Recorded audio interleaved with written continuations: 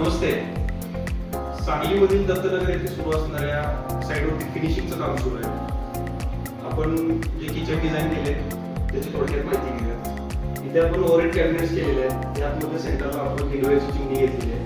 चिमणीचं ducting आपण प्लायचे shutters लावून cover केलेलं आहे. दोन्ही साईडला आपण ग्लास प्रोफाइल डोअर्स दिलेले आहेत.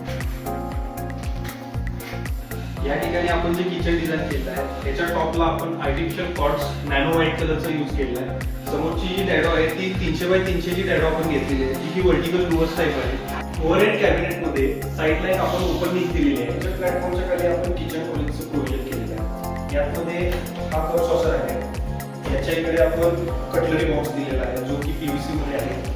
किचन प्लॅटफॉर्मच्या खालच्या बाजूला जसे की आपण ट्रॉली दिलेली आहे त्या पद्धतीने आपण विकर बास्केटचं एक कंपार्टमेंट दिलेलं आहे. विकर बास्केटमध्ये आपण कांदे, बटाटे, लसूण हे जे व्हेजिटेबल्स आहेत ते व्हेजिटेबल आपण स्टोर करू शकतो.